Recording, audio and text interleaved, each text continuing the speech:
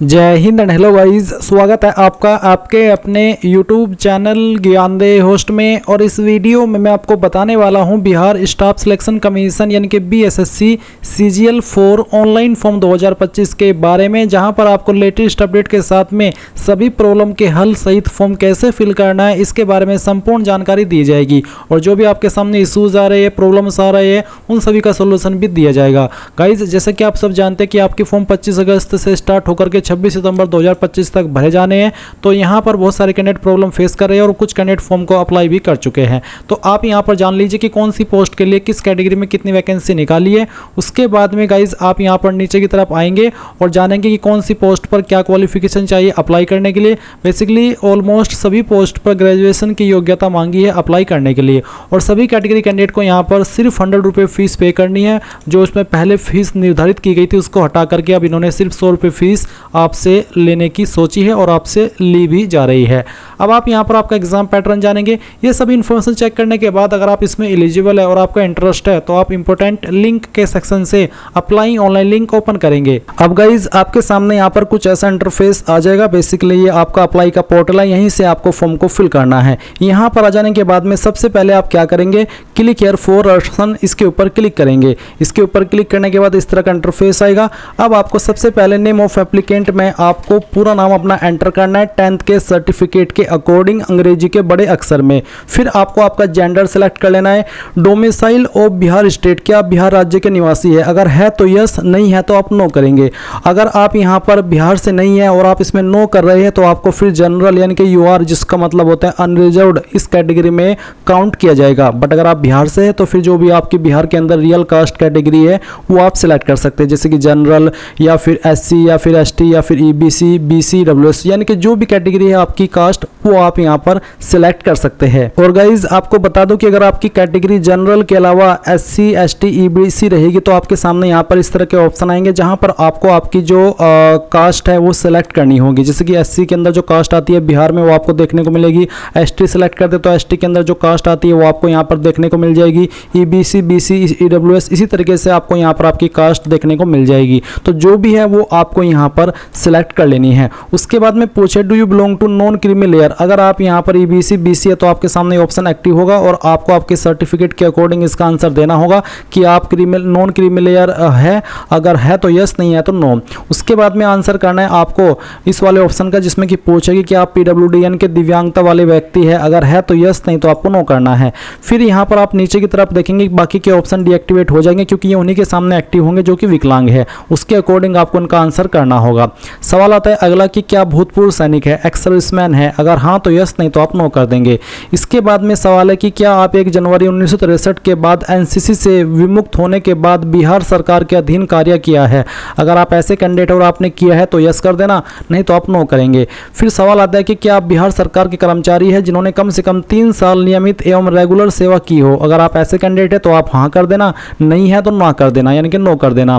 फिर आता है बिहार सरकारी कर्मचारी के बाद प्रयासों की संख्या। आपको पूछे number of attempts after Bihar government employ, अगर आप बिहार गवर्नमेंट एम्प्लॉय है तो उसके बाद में आपको नंबर ऑफ अटेम्प्ट्स बताने हैं जो कि दिनांक 12/12/2022 के बाद के बताने होंगे।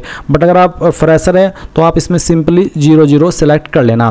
फिर आएगा मोबाइल नंबर जो आप रजिस्टर करना चाहते हैं। उसके बाद में उस नंबर को दोबारा डाल करके वेरीफाई करेंगे। अपनी ईमेल ID यहाँ पर डालेंगे, ईमेल ID को दोबारा डाल करके वेरीफाई कर देंगे। फिर जो आपका डेट ऑफ बर्थ है वो आप यहाँ पर कैलेंडर के ऊपर क्लिक करके सिलेक्ट कर लेना। पहले आपका जो भी ईयर है वो आप सिलेक्ट कर लेंगे, फिर यहाँ से आपका मंथ और उसके बाद में डेट, आपका डेट ऑफ बर्थ आ जाएगा। देन आप ये कैप्चा कोड यहाँ पर डालेंगे। सभी इन्फॉर्मेशन को चेक करते हुए सेव एंड कंटिन्यू इसके ऊपर क्लिक करेंगे। अब गाइज आप यहाँ पर देखेंगे कि आपके सामने इन सभी इन्फॉर्मेशन का प्रीव्यू है। प्रीव्यू से मतलब है कि आप इन सभी जानकारी को एक बार फिर से चेक कर लीजिए, क्योंकि अगर आप यहाँ पर एक बार आगे बढ़ गए तो बाद में इनमें से कोई भी जानकारी एडिट नहीं कर पाएंगे। तो पूरी तरीके से श्योर होकर के अगर आपको लग रहा है कि कोई जानकारी गलत है तो आप एडिट के ऊपर क्लिक करके इसको सही कर लें। और अगर आपको लग रहा है सभी इन्फॉर्मेशन जांचने के बाद में कि सभी इन्फॉर्मेशन सही है और कोई भी चेंजेस में नहीं करना चाहता तो कंफर्म एंड नेक्स्ट इसके ऊपर क्लिक करेंगे और यहां से ओके कर देंगे। अब आप यहां पर देखेंगे कि आपकी डिस्प्ले के ऊपर आपको आपका रजिस्टर नंबर देखने को मिलेगा। साथ ही बोला your register number and password have been send to your registered email and mobile number, इनके नंबर और ईमेल के ऊपर आपको आपकी लॉगिन डिटेल सेंड कर दी गई है। अभी आप क्या करेंगे, आपको यहां पर क्लिक हियर टू लॉगिन इसके ऊपर क्लिक करना है। देन आपके सामने ये वाला इंटरफेस आएगा, लॉगिन लॉगिन वाला, जहां पर आपको आपका रजिस्टर नंबर डालना है जो कि अभी आपको मिला है, और जो पासवर्ड अभी आपको सेंड किया गया है मैसेज के माध्यम से और ईमेल के माध्यम से, वो यहाँ पर डाल देना। ये कैप्चा कोड फिल करना और लॉगिन के ऊपर क्लिक करना। लॉगिन के ऊपर क्लिक करने के बाद आपके सामने इस तरह से आपका डैशबोर्ड आ जाएगा। अब आप यहाँ पर आपकी बाकी की इन्फॉर्मेशन फिल करेंगे, जैसे कि आपका फादर नेम क्या है वो भी आपको यहाँ पर 10th के सर्टिफिकेट के अकॉर्डिंग अंग्रेजी के बड़े अक्षरों में फिल करना है। इसके बाद आपको आपकी माता जी का नाम यहाँ पर डालना है। अब आता है issue date of domicile certificate, यानी कि जो आपका निवास प्रमाण पत्र है उसकी इशू डेट क्या है, वो डेट आप यहाँ पर सेलेक्ट कर लेंगे। आप कैलेंडर के ऊपर क्लिक करेंगे और यहाँ से आपका मंथ और आपका जो ईयर है और फिर जो आपका डे है वो सेलेक्ट कर लेना। मैं आपको बता दूं कि ये सर्टिफिकेट आपका 1 ईयर से ज़्यादा ओल्ड ना हो, नहीं तो फिर प्रॉब्लम होती है। उसके बाद में issue number of domicile certificate, यानी कि जो आपका निवास प्रमाण पत्र है उसका जो सर्टिफिकेट का इशू नंबर है, जो कि आपको आपके सर्टिफिकेट के ऊपर देखने को मिल जाता है बड़े ही आसानी से, वो नंबर आप यहाँ पर डाल देना। फिर आता है domicile certificate issuing competent authority, कौन से प्राधिकारी ने इसको जारी किया है। ये सर्टिफिकेट आपका generally CO, RO, SDO, DM इनके द्वारा जारी होता है। अगर इनमें से नहीं किया तो आप अदर सेलेक्ट करके खुद से अपनी उस अधिकारी का पोस्ट का नाम लिख सकते हैं जिसने इसको जारी किया है। अब आपका सवाल ये होगा कि मुझे ये जो अधिकारी है इसका कैसे पता चलेगा कि किसने मेरा सर्टिफिकेट जारी किया है। तो आपको आपका सर्टिफिकेट चेक करना है, वहाँ पर सक्षम अधिकारी लिखा होता है राइट साइड में नीचे कोने में, जहाँ पर मोहर भी लगी होती है और एक QR कोड सा भी होता है कुछ ऐसा। तो वहीं पर आपको सक्षम अधिकारी के बाद में स्लैश करके लिखा होता है कि हाँ इस पोस्ट के अधिकारी ने इसको जारी किया है, आपको दिख जाएगा। तो आप वहाँ पर जिस भी अधिकारी का नाम लिखा है, जिस भी जैसे कि तहसीलदार लिखा है, CO लिखा है, RO लिखा है, या फिर हिंदी में भी उसका नाम लिखा हो सकता है या फिर इंग्लिश में नाम लिखा हो सकता है, तो जिसने भी किया है वही पोस्ट आप यहाँ पर सिलेक्ट कर लेना। उसके बाद में आप नीचे देखेंगे यहाँ पर डेजिग्नेशन ऑफ अदर अथॉरिटी, अगर आप यहाँ पर अदर सेलेक्ट करते हैं तो फिर आपको बताना होगा कि अदर में कौन से पदाधिकारी ने उसको जारी किया है, बट अगर इन्हीं में है तो आप यहीं से सेलेक्ट कर लेना। इसके बाद यहाँ पर आप देखेंगे अगर आप SC ST है या फिर आपकी ऐसी कैटेगरी है जिसमें कि कास्ट सर्टिफिकेट मांगा जाता है, तो आपको यहाँ पर सेम वे में कास्ट सर्टिफिकेट की इन्फॉर्मेशन देनी है। आपको यहाँ पर बताना है आपका जाति प्रमाण पत्र, आप यहाँ पर देख सकते हैं सर्टिफिकेट नंबर जो कि एप्लीकेबल होता है EBC, BC, NC, LC इन सभी कैटेगरी पर। तो आपको यहाँ पर वो सर्टिफिकेट नंबर डालना है, कब आपका सर्टिफिकेट जारी हुआ है वो डेट आपको सेलेक्ट करनी होगी। फिर सेम वे में बताना कि कौन सी पोस्ट के अधिकारी ने उसको जारी किया है। इसी प्रकार से जैसे कि मैं आपको यहाँ पर इसको फिल करके दिखा रहा हूँ, तो आप यहाँ पर इस तरह से इसको भरेंगे एंड देन आप यहाँ पर नीचे की तरफ आएंगे और नीचे की तरफ आकर के आपको कुछ और जानकारी देनी है। जैसे कि सवाल है कि क्या आप स्वतंत्रता सेनानी के आश्रित है, अगर है तो यस, नहीं तो आप नो करेंगे। फिर सवाल है नेशनलिटी का, तो आप इसमें इंडियन सेलेक्ट कर लेना। क्या आपके पास आधार कार्ड है, तो आप यहाँ पर यस करेंगे और फिर आपका जो आधार कार्ड का नंबर है वो आप यहाँ पर डाल देंगे। नीचे है type of photo ID proof, आप इनमें से कौन सी ID देना चाहते हैं। आधार कार्ड ही देना चाहते हैं तो आधार कार्ड सेलेक्ट कर लेना, वोटर ID देना चाहते तो voter ID, driving licence, PAN card, passport, इनमें से कोई भी ID आप सेलेक्ट कर सकते हैं। कोई एक ID आपके पास होनी ही चाहिए।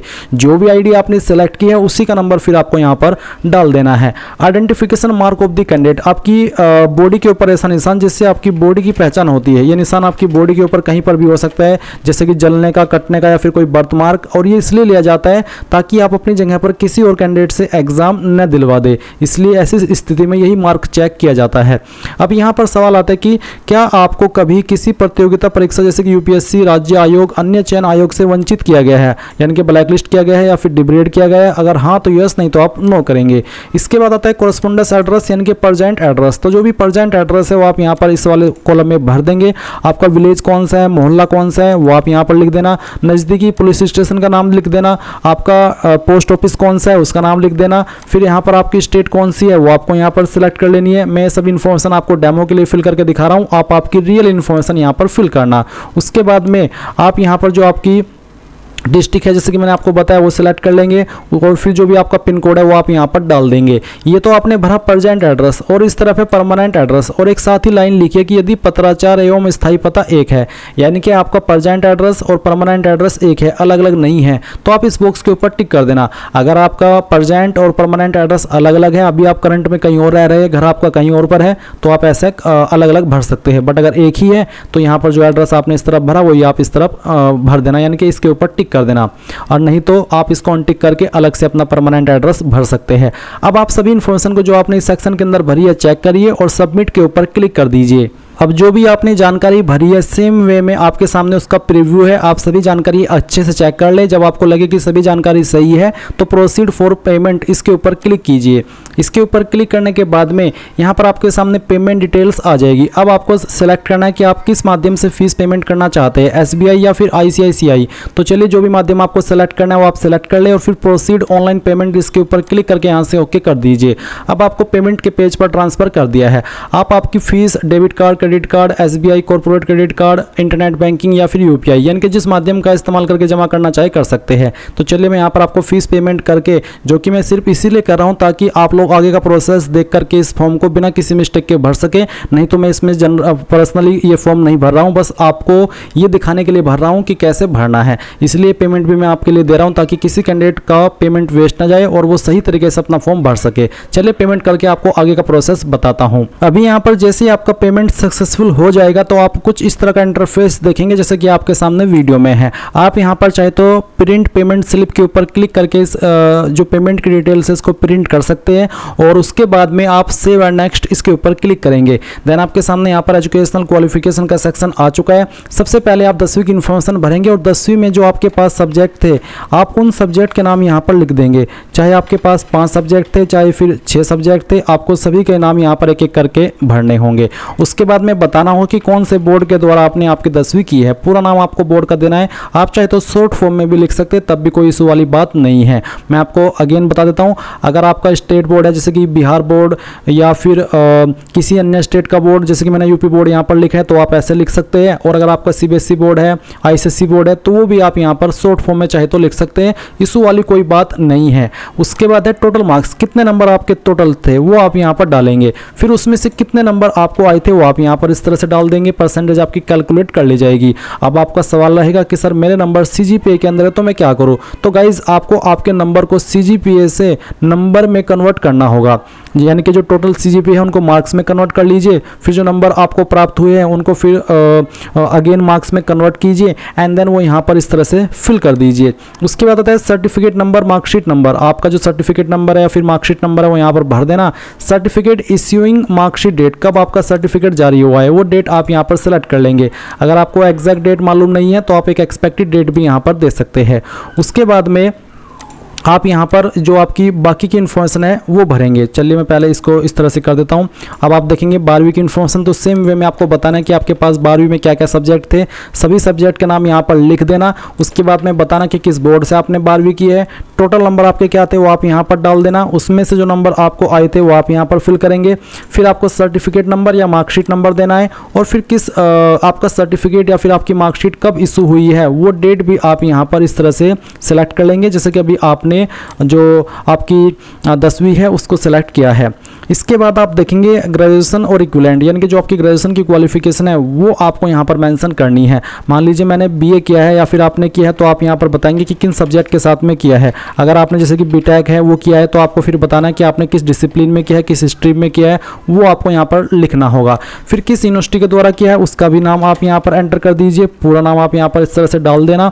जो भी आपका नाम आपकी यूनिवर्सिटी आपके सर्टिफिकेट के ऊपर लिखा है यूनिवर्सिटी का, वही नाम आप यहाँ पर भर देना। फिर आएंगे टोटल मार्क्स सभी ईयर के मिला करके। एग्जाम्पल के लिए मैं नंबर आपको फिल करके दिखा रहा हूँ, आप आपके रियल नंबर यहाँ पर फिल करेंगे। फिर आपको कितने नंबर उसमें से आए थे वो आप यहाँ पर एंटर कर देना एंड देन यहाँ पर गाइज आपको आपका सर्टिफिकेट नंबर डालना है या फिर जो आपकी फाइनल ईयर की मार्कशीट थी उसका नंबर डाल देना है। कब आपका सर्टिफिकेट या फिर फाइनल ईयर की मार्कशीट इशू हुई है वो डेट आप यहाँ पर सेलेक्ट कर लेंगे और फिर सबमिट कर देंगे। इसके बाद में आपकी ये जानकारी भी यहाँ पर इस तरह से ऐड हो जाएगी। अब आप यहाँ पर सेव एंड नेक्स्ट इसके ऊपर क्लिक करेंगे। फिर आपके सामने यहाँ पर आता है स्टेप 4 फोटो एंड सिग्नेचर का, जहाँ पर आपको गाइज बोला है upload passport size recent photograph, जिसका फाइल फॉर्मेट JPG का रखना है और साइज 20 से 50 KB के बीच में। और आपका ये जो फोटो है वो 1 महीने से पुराना नहीं होना चाहिए। इसका जो पिक्सल आपको सजेस्ट किया है वो 200 पिक्सल इसकी विड्थ होनी चाहिए, यानी कि चौड़ाई, और 230 पिक्सल उसकी हाइट होनी चाहिए। तो आप दिए गए इंस्ट्रक्शंस के अकॉर्डिंग आप यहाँ पर फोटो अपलोड करेंगे चूज फाइल के ऊपर क्लिक करके एंड देन आपका फोटो यहाँ पर इस तरह से आ जाएगा। मैं इस फॉर्म को डेमो के लिए भर रहा हूँ तो मैंने यहाँ पर एक डेमो के लिए फोटो अपलोड करके आपको दिखाया है। अब आएगा आपका सिग्नेचर। आपको यहाँ पर आपका इंग्लिश सिग्नेचर अपलोड करना है। इंग्लिश सिग्नेचर से मतलब होता है कि आप आपका सिग्नेचर कुछ भी रख सकते हैं, जरूरी नहीं है कि आपको आपका नाम ही लिखना है, क्योंकि बहुत सारे कैंडिडेट को साइन का मतलब भी नहीं पता। साइन कुछ भी हो सकता है, आपका नाम भी हो सकता है, कुछ गुचड़ू मुचड़ू भी हो सकता है। गुचड़ू मुचड़ू इसलिए बोलता हूँ क्योंकि बहुत सारे कैंडिडेट ऐसे ही कुछ भी कर देते हैं, तो वो उनका साइन है। तो आप यहाँ पर वही वाला साइन इस्तेमाल करेंगे। साइज 10 से 20 KB के बीच में रखना है और जो उसका पिक्सल आपको सजेस्ट किया है वो भी आप यहाँ पर देख सकते हैं। तो दिए गए इंस्ट्रक्शंस के अकॉर्डिंग फाइल सेलेक्ट कीजिए एंड आपकी फाइल इस तरह से यहाँ पर आ जाएगी। फिर गाइज आप यहाँ पर आपका जो हिंदी सिग्नेचर है वो अपलोड करेंगे। इसका जो साइज है वो भी 10 से 20 KB के बीच में है और जो आपका पिक्सल है वो भी आप यहाँ पर देख सकते हैं। तो वो अब आपको यहाँ पर जो आपका हिंदी सिग्नेचर है, हिंदी सिग्नेचर में आप सिंपल आपका नाम लिख देना, पूरा नाम, और फिर उस इमेज को यहाँ पर अपलोड कर देना। अब आप यहाँ पर देखेंगे मेरी तीनों इमेजेस यहाँ पर अपलोड हो चुकी है और अब आपको नीचे यहाँ पर सेव एंड नेक्स्ट इसके ऊपर क्लिक कर देना है। अब यहाँ पर आपको लाइव फोटो भी अपलोड करना है, तो आप आपका कैमरा अलाउ कर दीजिए। चलिए मैं इसको अलाउ कर देता हूँ। अलाउ करने के बाद में आप यहाँ पर आपका लाइव फोटो कैप्चर करेंगे। टेक फोटो के ऊपर क्लिक करके आपको फोटो इस तरह से आ जाएगा। जब आपको लगे कि फोटो सही आ रहा है तो आप यहाँ पर सबमिट कर देना और यहाँ से ओके कर देना। इसके बाद में आपका लाइव फोटो भी अपलोड हो जाएगा। फिर आप यहाँ पर नीचे आएंगे, इसके ऊपर टिक करेंगे और फाइनल सबमिट के ऊपर क्लिक करके यहाँ से ओके कर देंगे। अब आपके सामने आपकी जो लॉगिन डिटेल्स है वो डिस्प्ले के ऊपर है। आपको यहाँ पर फॉर्म आईडी देखने को मिलेगी, आपका पासवर्ड देखने को मिलेगा। ये चीज़ें आपको नोट कर लेनी है या फिर इसका स्क्रीनशॉट ले लेना है क्योंकि बहुत ही इंपॉर्टेंट इन्फॉर्मेशन है। और इसके बाद में आप देखेंगे प्रिंट एप्लीकेशन स्लिप, तो आप इसके ऊपर क्लिक करेंगे और यहाँ पर अगर आपके पास प्रिंटर न हो तो आप इसको PDF के रूप में सेव कर लेना और बाद में आप इसको प्रिंट करा लेना। एंड इस तरह से गाइज आप लोग आपका BSSC CGL ऑनलाइन फॉर्म 2025 भर पाएंगे। आई होप ये प्रोसेस आपको पसंद आया होगा।